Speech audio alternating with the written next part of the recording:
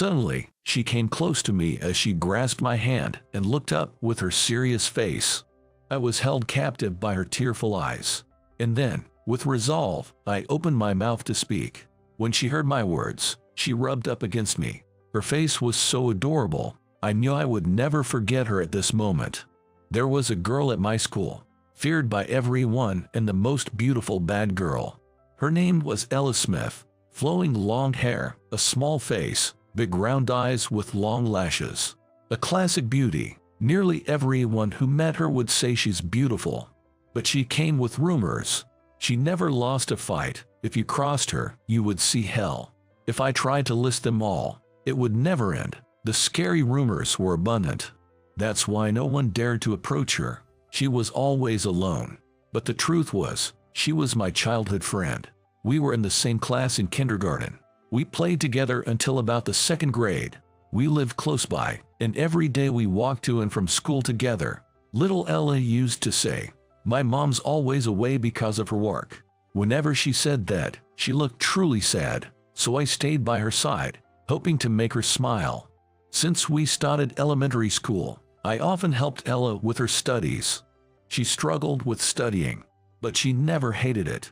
Whenever she solved a problem, her joy made me happy too. Spending time with Ella, whether playing or studying, was so much fun. I couldn't help it. But in the 3rd grade, my parents were relocated, and I had to change schools. As Ella cried, "I'll be lonely," I hugged her tight.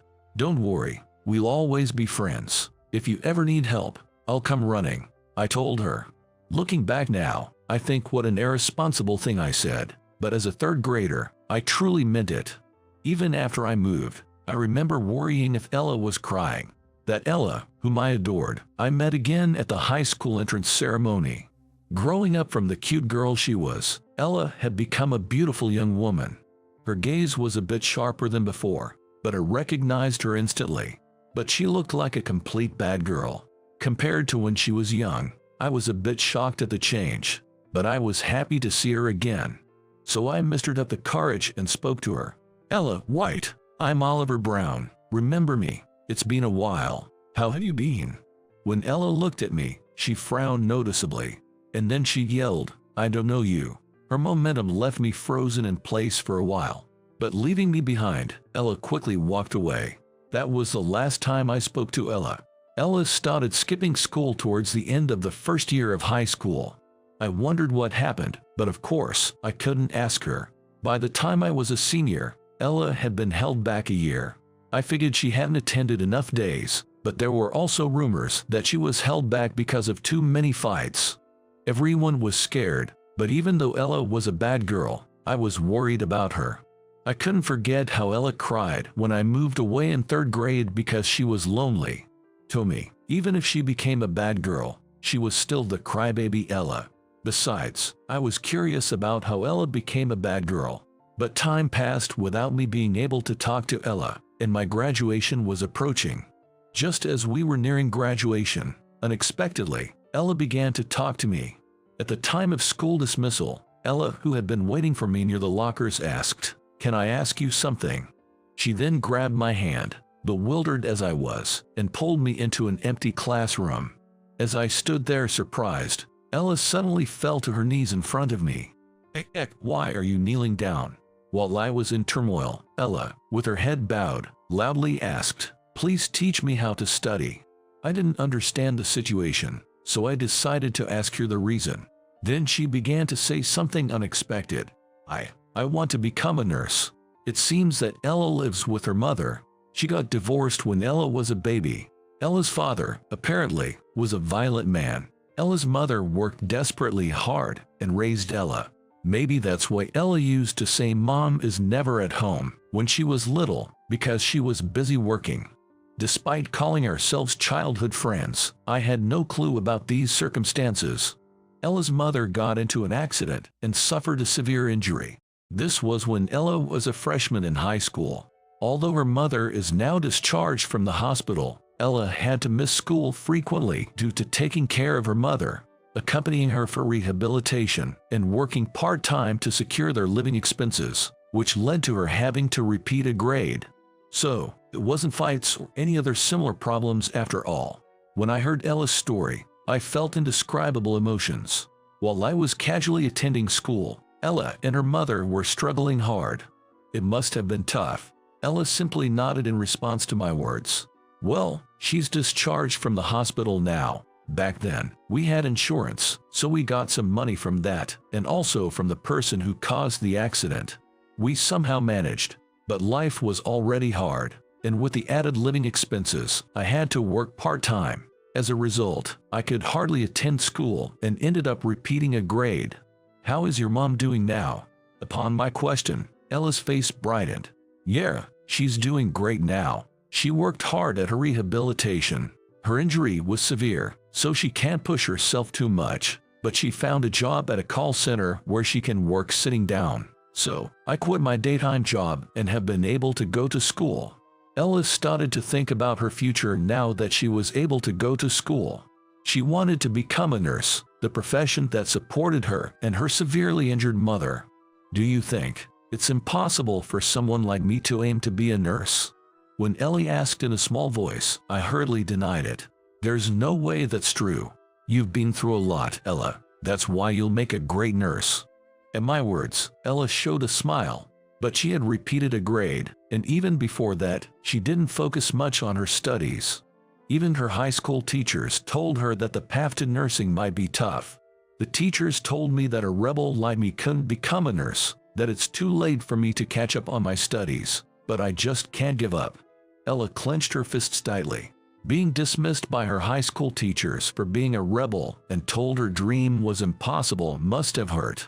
That's when I remembered you. I mean, Oliver. Me. When I asked back, not understanding the meaning, Ella nodded. You said you would fly to my rescue if I was ever in trouble. I was taken aback at that moment. That was something I had told Ella when we were in the 3rd grade, when I was moving away. So, you did remember me after all. Why did you act like you didn't know me at the entrance ceremony? At my words, Ella turned away in a huff, and then she said, a bit petulantly, because if people knew you were friends with someone like me, they might look at you weirdly too. What if you get bullied again? When Ella said that, I remembered our kindergarten days. Back when we were in kindergarten, I was chubby, and my friends called me fatty and bullied me. The one who stood up for me back then was Ella. Even though she had become a high schooler, Ella was worried that I might get bullied, and she tried to distance herself from me. I felt relieved. Ella started to use riffer language and became a lone wolf. But she's still the same kind-hearted girl she was when we were younger. She's always been considerate of others. I sincerely thought I wanted to be on Ella's side. All right, I'll help you with your studies, I said. Ella's eyes sparkled. Really? Are you sure? Of course. I'll rush over if you're having trouble. I promised, didn't I? You're in trouble right now, so I'll be there to help. Seeing Ella's happy face made me happy too. From that day on, I started helping Ella so she could pass her nursing school entrance exam. By the way, I asked Ella why she had become a so-called delinquent, but she didn't really know either. She said, I've always tried to help anyone being bullied. As I kept doing that, people started to fear going against me, said I was good in fights, and so on. That might have led to the delinquent label. Apparently, she had never actually been in a fight. When I asked if she wanted to clear up the misunderstanding, Ella said, I'm not interested. I don't care what people who don't really know me say. As long as my important people understand me, that's enough, she added. As someone who always worries about what others think, I found Ella's steadfastness quite cool. I know that you're kind-hearted, Ella, and that you're working hard towards your dreams, I told her. Then Ella laughed and said, Ahaha, that's a bit embarrassing, but I'm happy. Thank you. Seeing Ella's beautiful smile, my heart wouldn't stop pounding. And at that moment, I realized that my feelings for Ella were romantic. Most of the time, Ella and I studied in my room.